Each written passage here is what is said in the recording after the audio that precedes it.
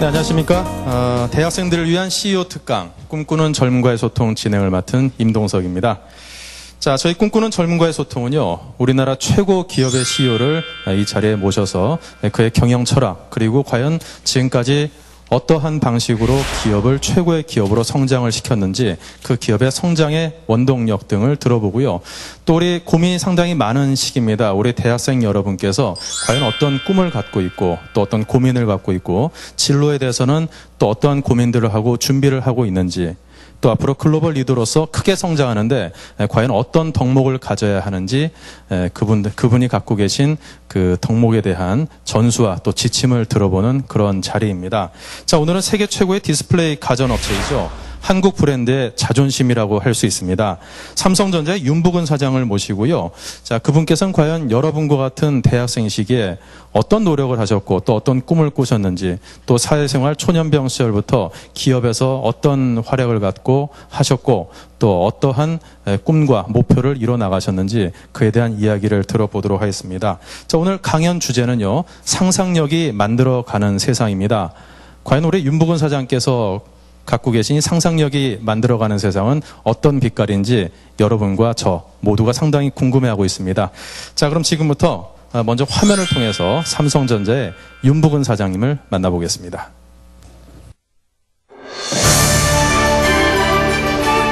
작년에 이어 2년 연속 글로벌 100대 기업 19위 기록을 달성하며 약 195억 원이라는 브랜드 가치를 창출한 세계적인 기업 삼성전자. 세계 1위의 성장세를 지속하며 이를 굳히게 나선 삼성전자의 원동력에는 영상 디스플레이 사업부를 책임지며 스마트 TV 시장의 글로벌 리더로 손꼽히는 삼성전자 윤부근 사장이 있습니다. 한양대 전자공학과를 졸업한 후 1978년 11월 삼성전자에 입사. 1998년 세계 최초의 튜너 내장형 TV를 개발한 윤 사장은 2010년 부사장 재임 시절 제40회 과학기술 훈장 웅비장을 수상하며 최고의 과학기술인으로 인정받았고 2009년 1월에는 사장으로 승진.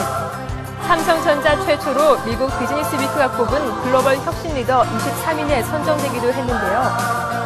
또한 내년 초 미국 라스베이거스에서 열리는 세계 최대 멀티미디어 가전 전시회 CES 2011에서는 한국을 대표 기조 연설자로 선정되기도 했습니다.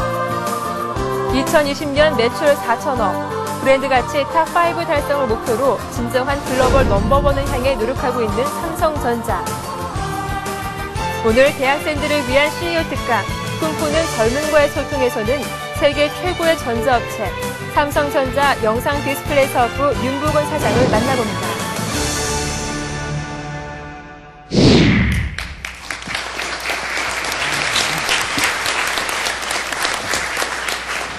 아유, 우리 윤부근 사장님께서 빨리 여러분을 만나고 싶으셔가지고 자리에서 벌떡 일어나셨는데요. 78년도에 삼성전자에 입사를 하셨군요. 제가 초등학교 이제 들어갈 때하고 비슷한 시기에 삼성전자에 입사를 하셨는데, 저 어렸을 때 초등학생 때 그런 기억이 납니다. 컬러 TV 방송을 본격적으로 하기 전이었는데요. 저희 집에 일제 TV가 있었습니다. 저희 동네 친구들이 컬러 TV 방송 보겠다고 저희 집에 모여가지고 이렇게 둘러앉아가지고 그 당시에 외국 방송에서는 만화를 컬러 방송으로 봤던 기억이 나는데, 그때 이제 어린 마음에 그런 생각 많이 했었죠. 왜 우리나라는 이렇게 훌륭한 제품을 못 만드는 것일까? 그러면서 좀 속상해하고 아쉬워하고 했던 생각이 났는데, 그때는 미처 몰랐습니다. 우리나라의 삼성 같은 이런 훌륭한 기업이 발전해서 커져서 세계 시장을 제패할 것이라고 누가 상상을 했겠습니까? 자, 그것을 이뤄낸 그 원동력이 또 그 중심에 저희 윤부근 사장님이 계십니다. 자, 영상 디스플레이 분야에서 삼성전자의 윤부근 사장께서는 자타가 공인하는 세계 1위 자리에 우뚝 서 계십니다. 자, 지난해에는 LED TV를 출시해서요, 영상 디스플레이 시장에 삼성이라는 최고의 브랜드 이미지를 확고히 구축을 했습니다. 자, 그리고 올 초에는 3D TV를 출시해서 그 명성을 이어갔고요. 앞으로 큰 기대를 모으고 있죠. 첨단 화질, 또 애플리케이션 등 이 콘텐츠 공유가 가능한 스마트 TV 시대를 선보이면서 앞으로 커다란 돌풍을 예고하고 또 이미 일으키고 있습니다. 자, TV 영상 디스플레이 분야에서 이 세계 시장을 주도하고 있는 윤부근 사장. 과연 그가 추구하는 상상력이 만들어가는 세상이란 어떤 세상일까요? 이 강단으로 모시고 그분의 머릿속에 나래를 펼치고 있는 그 세상에 관한 이야기를 들어보겠습니다. 큰 박수로 부탁드립니다.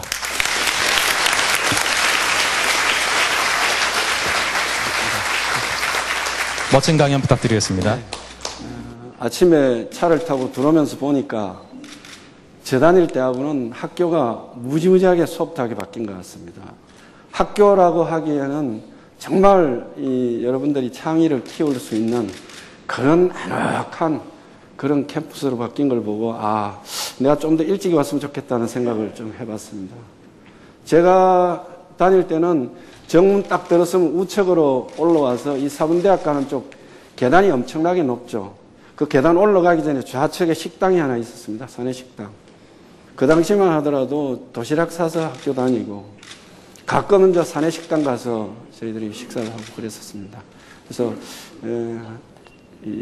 좀 더 일찍 와서 여러분들한테 제가 좋은 말씀을 좀 드렸어야 되는데 오늘 제가 입사해서 지금까지 어떻게 성장을 해왔고 또 그 사이에 이 TV 사업의 성공을 통해서 우리 브랜드 가치를 높인 그 부분에 대해서 여러분들한테 좀 말씀을 드리도록 하겠습니다. 제가 이 말 주변이 좀 없거든요. 그래서 이 말 주변이 없고 가끔 또 사투리가 나오기 때문에 못 알아들으시더라도 좀 이해를 해주시고 혹시 사투리 알아들으신 분 옆에 있으면 물어보시고 이해를 하시길 바랍니다.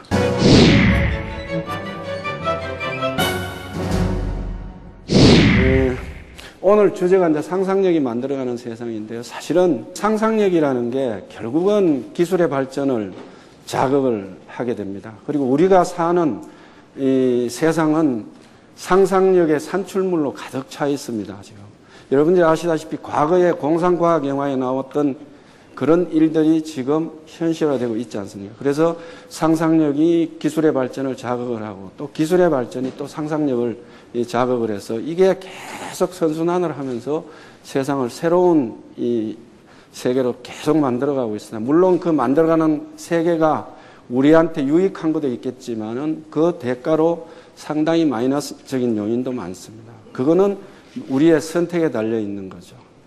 그래서 결국은 우리가 어떻게 생각하느냐에 따라서 세상은 얼마든지 바뀌어갈 수가 있다.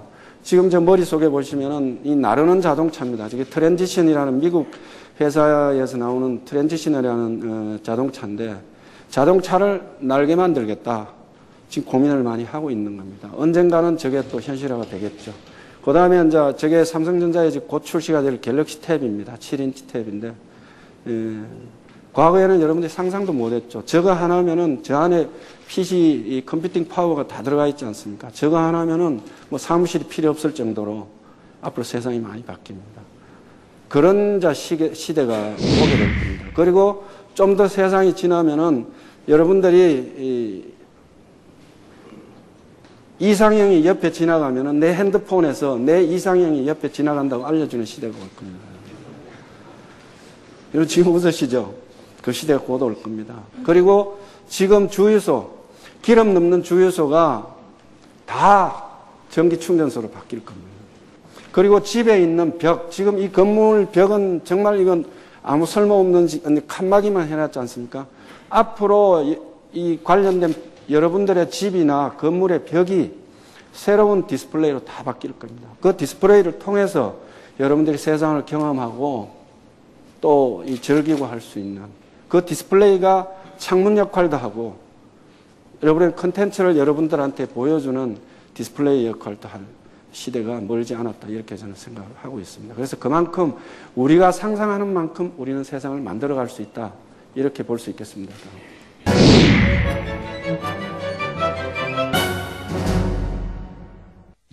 제 소개를 간단히 드리겠습니다. 제 소개를 드리기 전에 삼성전자는 CEO를 포함해서 사장이 10명입니다.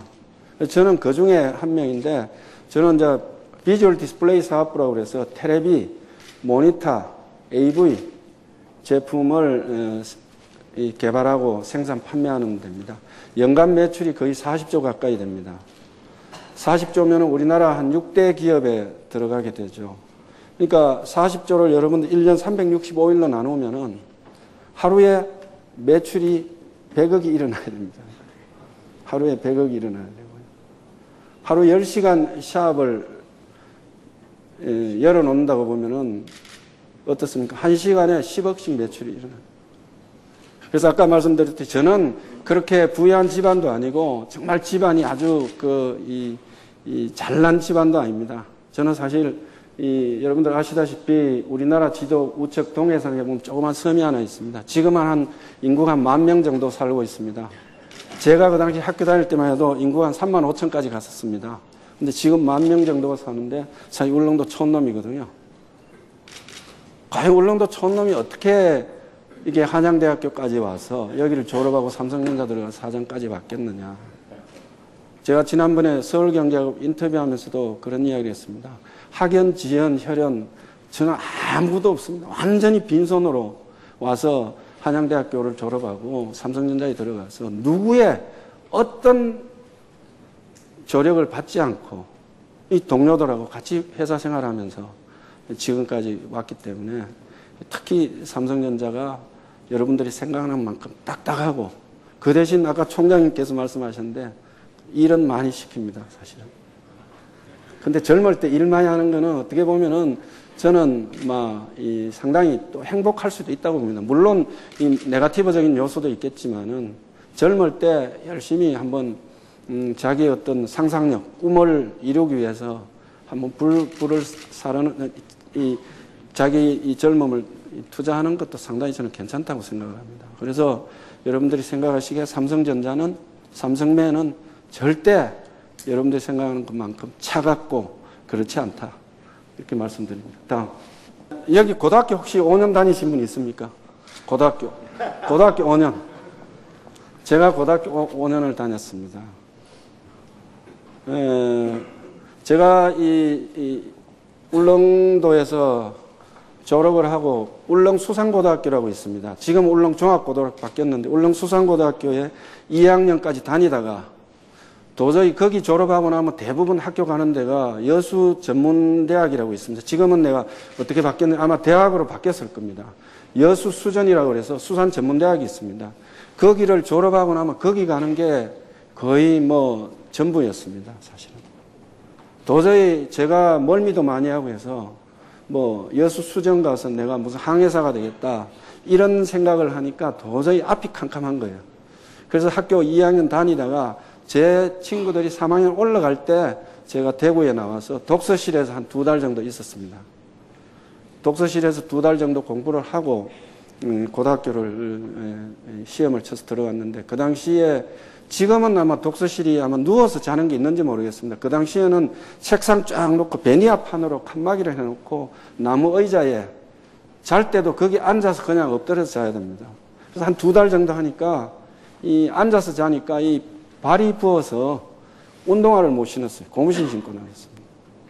그리고 주식이 라면이었고 한 2달 정도 그렇게 해서 고등학교를 다시 1학년 대구에서 들어가서 다녔는데 그래서 제가 고등학교 5년 다녔습니다. 아마 고등학교 5년 다녔다는 사람이 아마 여러분들 보기에는 앞으로도 만나보기 힘들 겁니다. 그래서 고등학교 5년 다닌다고 해서 절대 무슨 삼성전자 어떤 기업체 사장이 안 된다 이렇게 생각하시면 안 됩니다.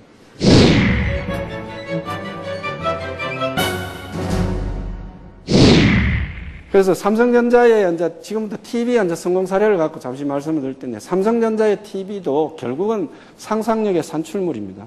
여러분들 생활하시면서 상상력, 꿈, 비전 이 다 비슷한 거거든요. 그렇죠? 특히 학생 시절에 비전도 중요하지만은 학생 졸업하고 난 뒤에 회사 들어가서 과연 내가 어떤 비전을 갖고 회사에 일을 하느냐가 무지무지하게 중요합니다, 여러분들.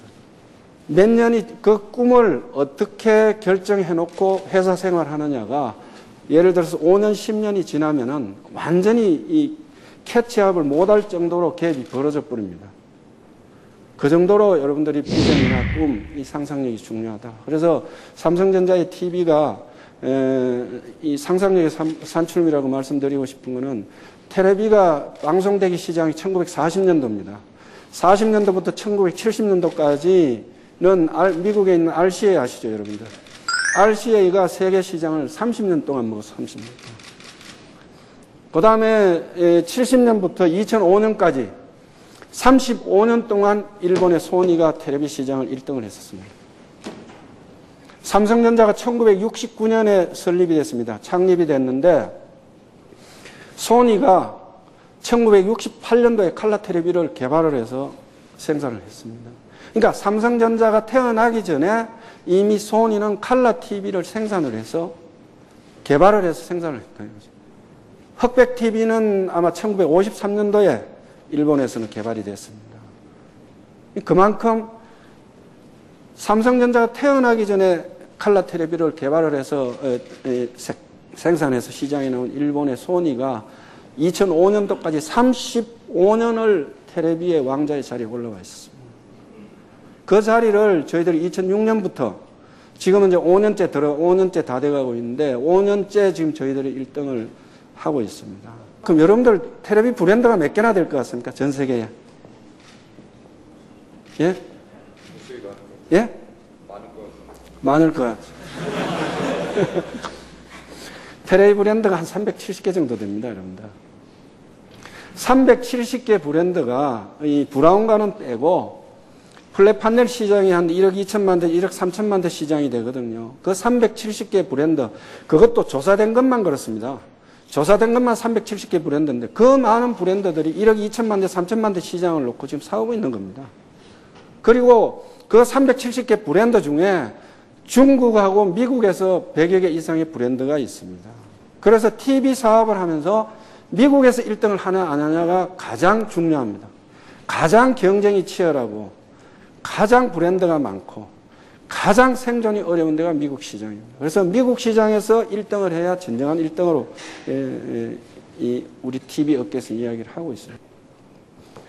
삼성전자가 텔레비 사업이 1등하게 된 가장 큰 요인 중에 하나는 이 패러다임이 바뀌었습니다. 아날로그에서 기술이 디지털로 바뀐 겁니다. 사실 아날로그는 부지런함, 그다음에 그동안 쌓여있던 노하우 이런 게 무지무지하게 중요합니다. 그런데 디지털은 출발점이 다 똑같습니다. 일본이나 저희들이나. 그리고 저희들은 디지털에 대한 기술의 노하우를 엄청나게 갖고 있었고 아날로그는 정말 이 소니 텔레비를 갖다 줘도 그대로 100% 그대로 만들 수가 없었습니다. 저희들 기술 갖고는. 그러니까 아날로그 때는 사실은 저희들이 뭐 소니를 이길 수 있다고는 생각을 못 했던 거죠. 그런데 기술이 아날로그에서 디지털로 바뀐 겁니다.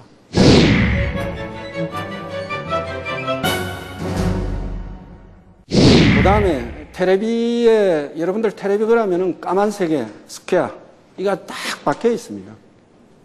이 고정관념을 좀 깨야 되겠다. 왜 텔레비는 굳이 스퀘어에 블랙이라 해야 되는 거냐. 이걸 사실은 뭐 저희 집사람한테도 이야기를 많이 듣고 주변에서도 이야기를 많이 들었습니다. 어떻게 텔레비를 좀 이쁘게 만들 수가 없겠느냐. 그래서 저희들은 이제 이 텔레비를 이 스퀘어의 개념을 탈피를 한 게 2005년입니다. 2005년도에 저희들 내부 프로젝트는 이제 롬인데, ROME, 로마라고 이태리에 있는 도시 이름 로마 프로젝트인데 그 프로젝트가 텔레비를 밑에 V자로 해서 오각형으로 만든 겁니다. 사실은 그 당시 그 제품을 낼 때만 하더라도 기획했을 때, 야, 이게 과연 팔리겠느냐. 좀 이상하다, 모양이. 그런 이야기들 상당히 많이 했습니다. 근데 그 당시에 이 제일 좌측에 있는 프로젝트인데요. 저게 나오면서 32인치 시장에서 미국에서 1등을 했습니다. 32인치 시장에서.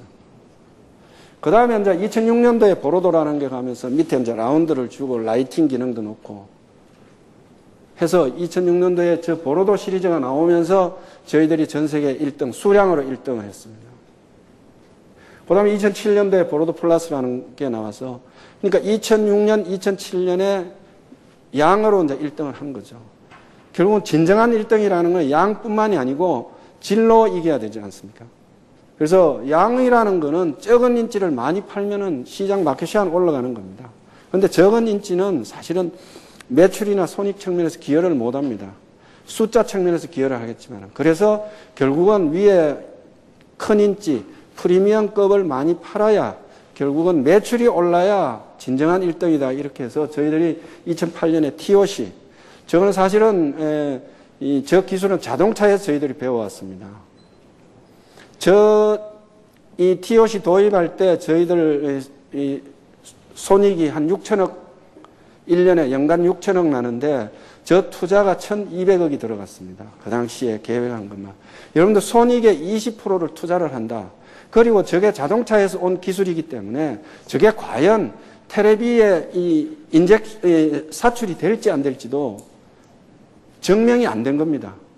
그거를 수익의 20%를 투자해서 한다는 거는 사실은 저거는 엄청난 모험을 건 거죠. 왜? 2006년, 2007년에 저희들이 양으로 1등 했기 때문에 이제는 질로 반드시 1등을 하지 않으면은 다시 모멘텀을 뺏길 수 있다고 해서 과감하게 1,200억을 제가 투자를 한 겁니다. 저 당시만 하더라도 제 생각은 이게 사업이 안 되면은 지금 내 하나 그만두는 게 문제가 아니고 정말 우리 TV 사업 자체가 정말 어려워지겠다는 생각을 해서 저 사출기를 독일에서 도입을 한 겁니다. 사출 기술도 없고 검영도 없고 사출기도 우리나라에는 없는 겁니다.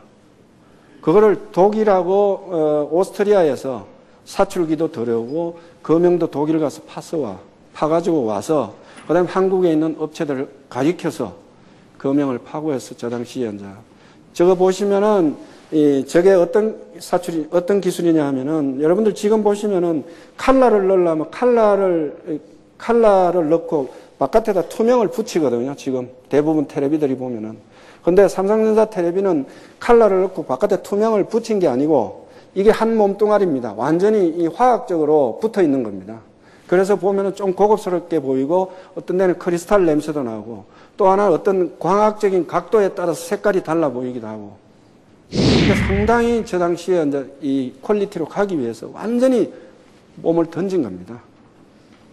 미국 시장에서 베스트바이가 미국 유통이 제일 큰 데입니다. 여기서 우리 LED 텔레비를 인정을 해줬고 미국의 베스트바이에 가시면은 전체 텔레비 숫자가 100대라 그러면은 그 중에 한 40대가 삼성 텔레비입니다.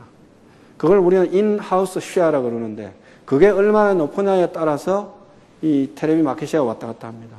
그만큼 잘 팔리니까 많이 갖다 놓는 거죠. 그래서 베스트바이에 가면은 이런 월을 이게 한 800개 매장에 연간 1년 빌리려고 그러면 한 5천만 불 이상 줘야 됩니다. 한 600억을 줘야 되는데 이 자리를 공짜로 내준 겁니다. 그 사람들이. 왜 공짜로 줬겠습니까? 잘 팔리니까. 또 자기들 이익이 남으니까. 이걸 공짜로 주고 LED 텔레비라고 해서 우리한테 그만큼 작년은 LED 텔레비 해였다. 저는 이렇게 생각을 하고 있습니다. 그리고 LED 다음에 뭔가는 또 새로운 걸 내놔야 1등을 유지를 해야 된다. 이게 3D입니다. 3D의 이제 스마트 TV입니다. 한번 보시죠. 이 3D라는 게 여러분들 지금까지는 극장. 사실은 3D가 여러분 잘 아시죠? 1950년대 초에 이 3D 컨텐츠가 한 60개 정도 나왔습니다. 나와가 극장에서 상영이 됐는데 여러 가지 컨텐츠에 문제가 있어가지고 어지러움증 이런 것 때문에 갑자기 죽어버렸습니다. 시장 자체가. 그래서 이제 금년에 아바타가 나오면서 이제 이게 불을 지핀 거죠. 그래서 극장에서만 상영되던 3D를 이제는 가정까지 갖다 놔야 되겠다고 해서 저희들이 이 금년 초에 이제 3D를 내놨는데 작년 IFA 때, 그러니까 2009년도 9월 달에 IFA 쇼 때 너도 나도 3D 한다고 다 내놨는데 삼성전자만 안 내놨거든요. 우리는 발톱을 감추고 있었던 겁니다.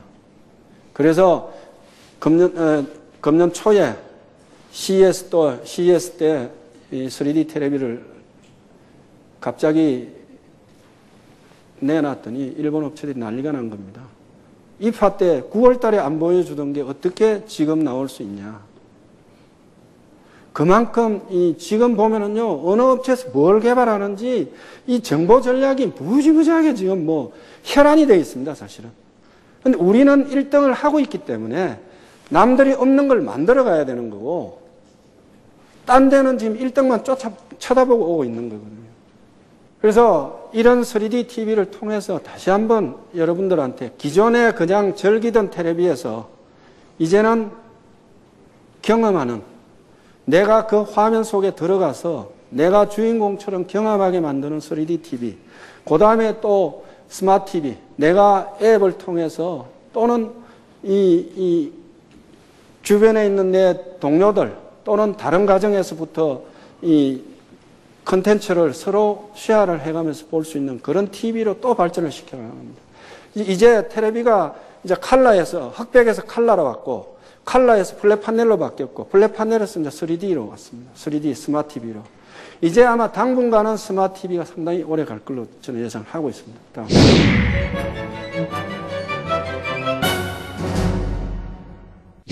저는 경영 철학이 딱 네 가지입니다. 차별화, 스피드, 원가 경쟁력, 그다음 오너십.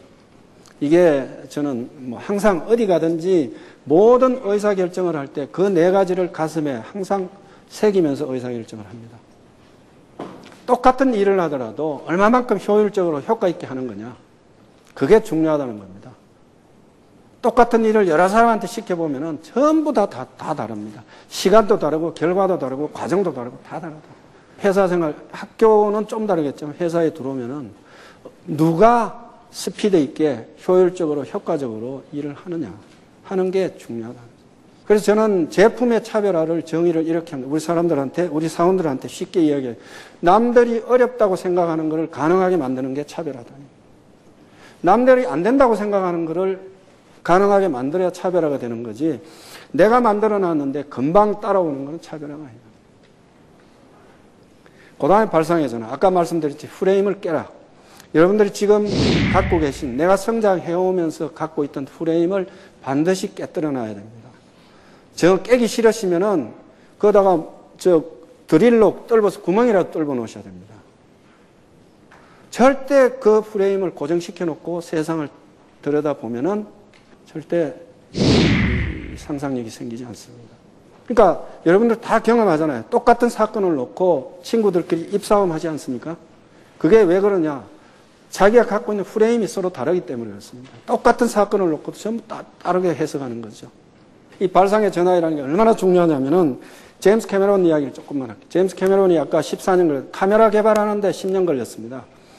기존의 카메라를 갖고 3D를 찍으려고 해봤더니 5년 동안 노력을 했는데 안 되더라는 겁니다. 그거 다 집어치우고 다시 5년 동안 3D 촬영을 위한 카메라를 새로 개발을 한 겁니다. 그렇게 해서 성공을 해서 나머지 4년 동안 아바타를 찍은 겁니다. 그리고 이 제임스 캐메론이 해저 여행을 좋아하고 얼마 전에는 전기도 없는 무인도에 가족들하고 가서 생활한 적이 있어요.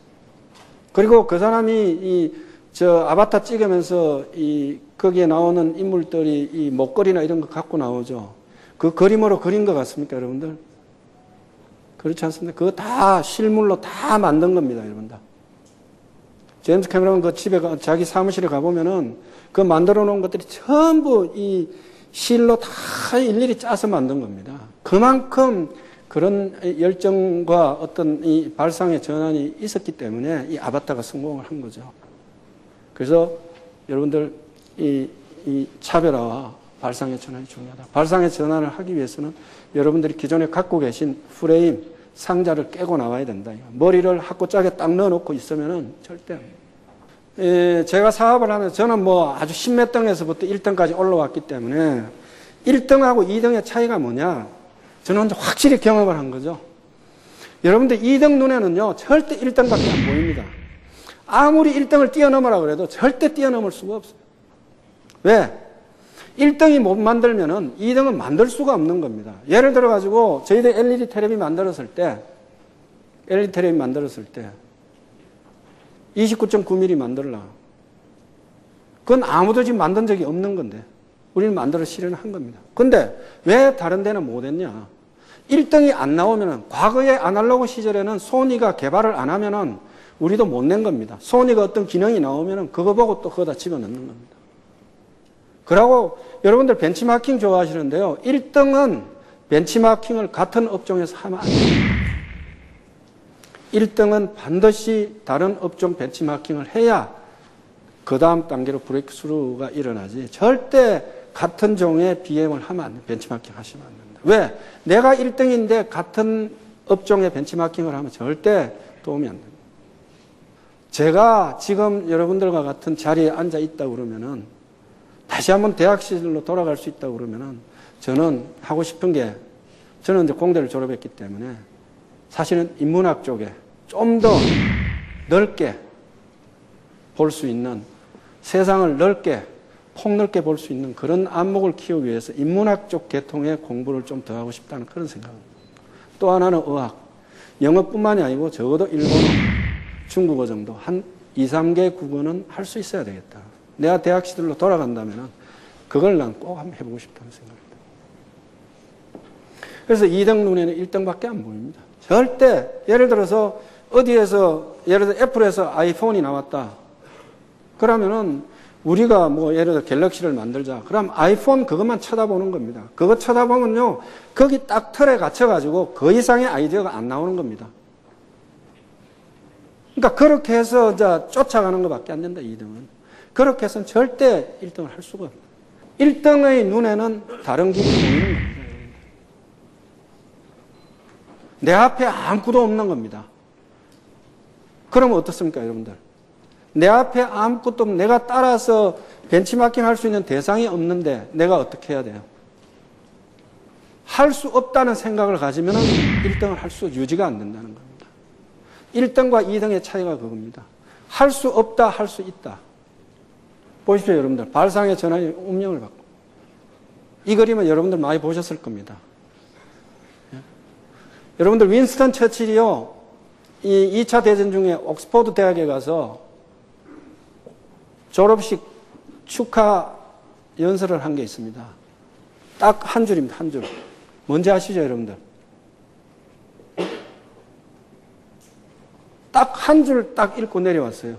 2차 세계대전 중에. 그렇게 해서 영국의 젊은이들의 생각을 바꾸해서 이 2차 대전을 승리로 이끈 원동력이 됐던 겁니다. 그게 뭐냐면 Don't give up, never, never, never give up. 그 딱 한마디 하고 딱 내려온 겁니다. 그거를 옥스퍼드 대학생들한테 던져주, 그 메시지를 던져주고 내려온 게 윈스턴 처칠이었습니다. 그 메시지가 엄청난 이 사회적으로 열정을 일으키도록 만들어준 거죠.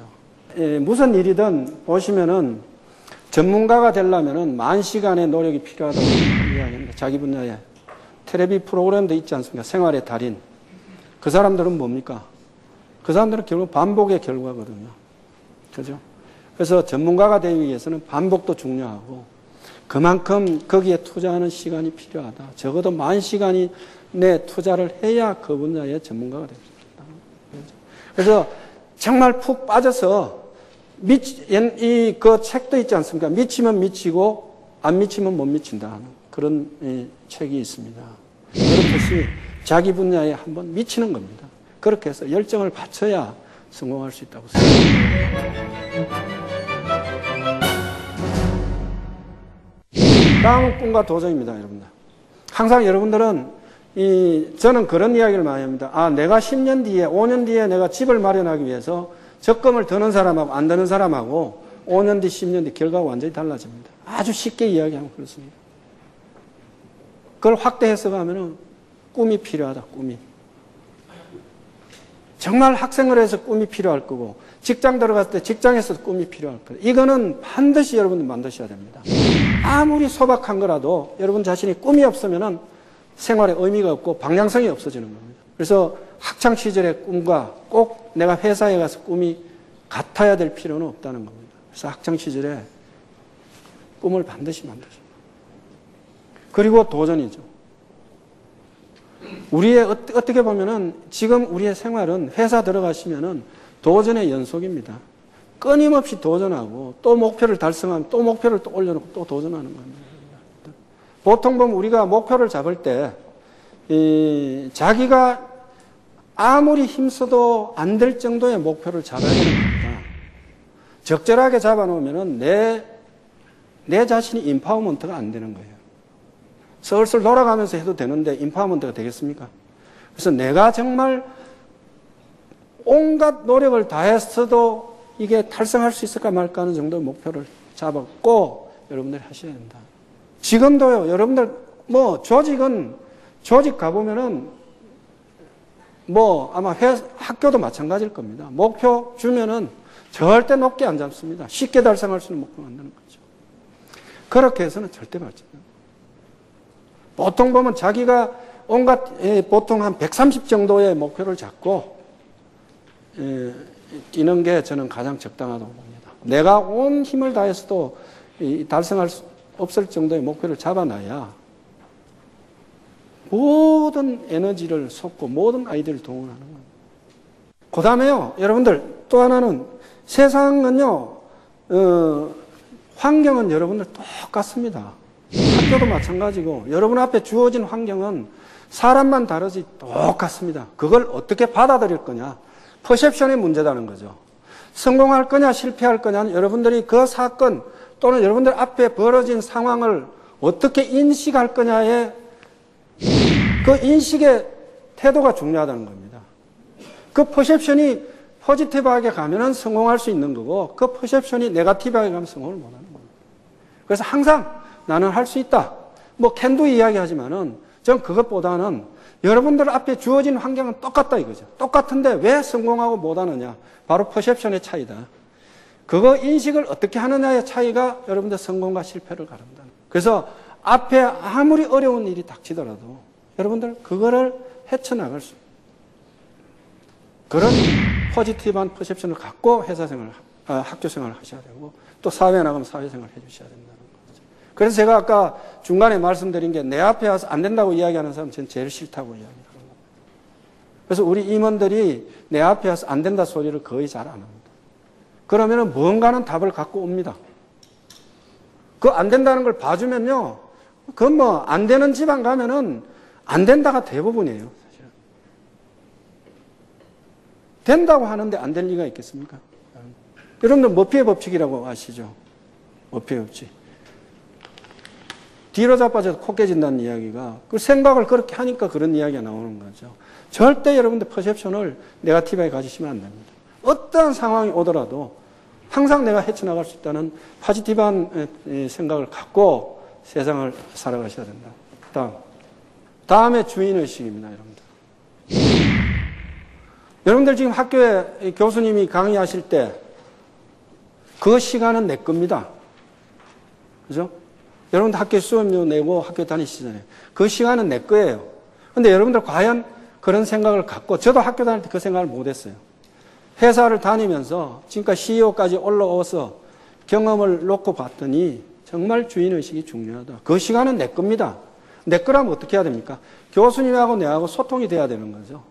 인터랙티브하게 이 강의가 이루어지고 해야 되는 건데, 가서 그냥 멍하니 그냥 쉬는 시간 몇 분 남았나 이거나 쳐다보고 있으면은 그건 정말 아깝죠. 그래서 여러분들 앞으로 강의 들어가실 때 내가 그 시간은 내 거라고 생각하면은 교수님이 복습해야 하라, 뭐 예습해야 하라 할 이유가 없는 겁니다.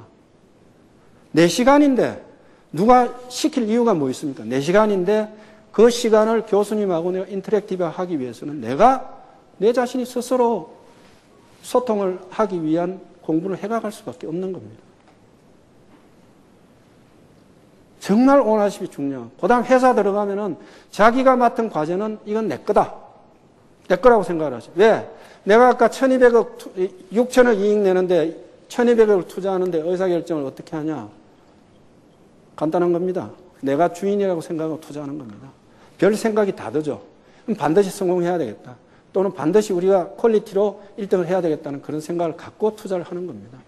내가 주인이면 옆 사람한테 물어볼 필요도 없는 거죠. 의사결정이라는 건 상당히 상식적인 겁니다. 저는 회사에 있으면은 결제할 때 보통 내 자리에 앉아서 서류상으로만 결제하지 전부 돌아다니면서 의사결정은 다 끝납니다. 우리 임원들한테 가서 자리에 앉아가지고 이야기 다 끝나고 그냥 올라오면은 봤다는 사인만 하는 겁니다. 그러니까 의사결정 스피드를 엄청나게 빨리 하는 거예요. 그러고 저희들은 전 세계의 시장 대응을 24시간 이내에 다 합니다. 가격이 변동이 된다 그러면 24시간 이내에 다 시장에다 저희들이 이 의사결정을 해줍니다. 그러니까 오너십이라는 게 바탕이 되고 발상의 전환, 열정, 차별화 이게 굉장히 중요하다는 거죠. 거기에 오너십의 바탕이 안 되면은 다 모래 위에 집 짓는 거하고 똑같다. 이렇게 보시면 될 것 같습니다. 처음에 제목에도 말씀드렸듯이 여러분들이 어떤 생각을 갖고 살아가느냐에 따라서 여러분들은 이 보이는 만큼 세상을 만들어갈 수가 있습니다. 그래서 여러분들 학창생활 정말 좀 의미 깊게 하시고 또 사회에 나가시면은 정말 좋은 인재가 돼서 국가, 회사, 그 다음에 여러분 자신의 발전이 이루어질 수 있도록 바라면서 오늘 강의를 마치도록 하겠습니다. 고맙습니다.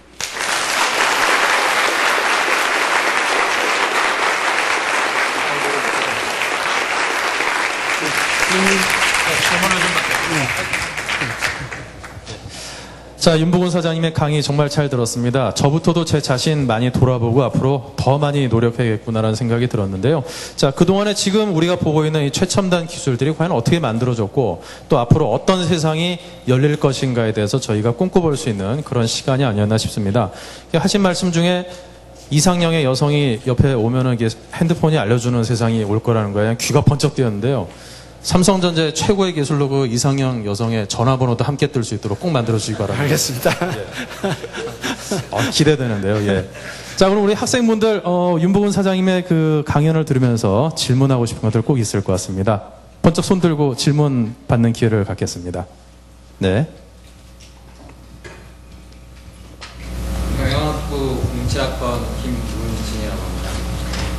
강연 잘 들었습니다. 스피드한 의사결정을 강조하셨는데 그런 스피드한 의사결정을 하기 위해서는 평소에 어떤 연습을 해야 그런 빠른 결정을 할 수 있는지 알려주세요. 스피드한 의사결정을 하기 위해서는 일단은 그 의사결정을 그 주제에 대한 주변 상황을 제대로 알아야 되겠죠.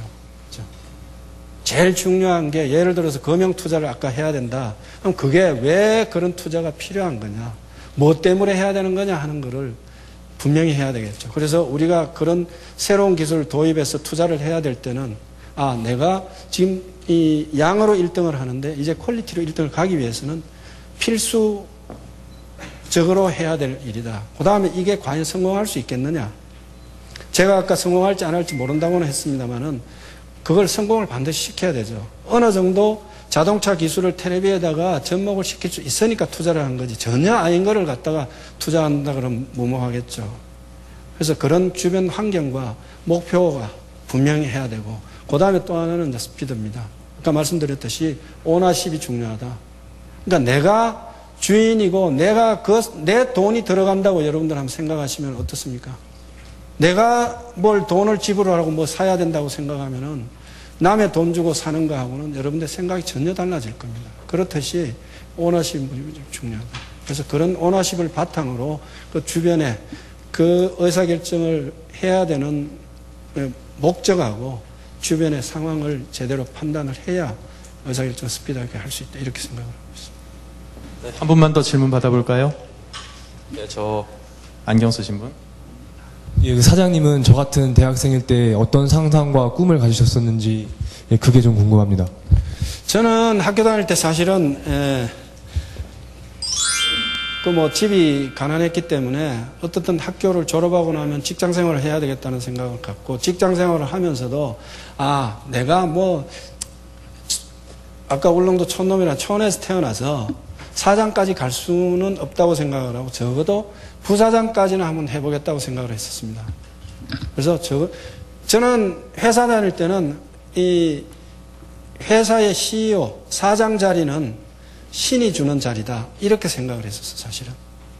왜? 실력만 있었어도 되는 게 아니고 운도 따라야 되고 여러 가지가 필요한 거기 때문에 복합적인 거기 때문에 신이 주는 자리라고 생각을 했었는데 실제로 성장해 오면서 그 생각은 없어진 겁니다. 그래서 학교 다닐 때는 적어도 취직해서 부사장까지는 한번 해봐야 되겠다는 꿈을 가지고 도전을 했던 거고요. 그게 이제 사장까지 가야 되겠다는 생각을 하게 된 거는 임원을 달면서부터였습니다. 임원 달면서 내가 사장까지는 한번 올라가야 되겠다는 생각을 하고 모든 일을 내 일이다. 지금 TV 사업도 내가 주인이라고 내가 오너라고 생각을 하고 저는 사업을 운영을 하고 있습니다. 아마 삼성전자의 최재성 사장이 이제 CEO인데 사장 중에 제일 이제 이 탑인데 제 위에 바로 보스입니다. 사장이 여러 명 있는데 사장한테 보고하러 제일 안 가는 사람이 아마 질 겁니다. 우리 CEO께서 나를 싫어할지도 모르죠. 근데 나는 그게 중요한 게 아니고 내가 정말 어렵고 CEO의 조언이 필요할 때 올라가는 거지. 뭐 얼굴 자주 보인다고 뭐 잘 보여서 뭐 할 겁니까? 내 사업 제대로 하고 정말 내가 어렵고 CEO의 조언이 필요할 때 가는 거지. 사장 중에요 많이 왔다 갔다 하는 건 많습니다. 그래서 그건 싫어하거든요. 그래도 잘 붙어 있잖아요. 네, 자 이렇게 해서 윤부분 사장님의 질문과 또 그에 대한 대답까지 들어봤습니다. 제가 어렸을 때 이렇게 만화를 보면요, 이 벽걸이에 벽에 TV 걸려 있는 거 보고 그냥 만화니까 그러려냐고 웃어 넘겼었는데 지금은 그게 너무나 당연한 우리의 현실이 됐습니다. 자, 그러기에 이 현실을 만들어 나가기 위해서 이제 윤부분 사장님과 그 이하 많은 분들께서 지금 여러분께 강연을 통해서 들려드린 그러한 노력을 거쳐서 지금의 세상을 만들어 주신 거겠죠. 자, 앞으로도 저희들이 미처 꿈꾸지 못했던 그런 세상들을 꼭 만들어 주시리라 믿고 많은 노력을 기울여 주시기 바랍니다. 예. 앞으로 스마트 TV가 나오면은 텔레비가 스마트한 게 아니고 여러분들을 스마트하게 만들 수 있도록 제품을 만들겠습니다. 고맙습니다.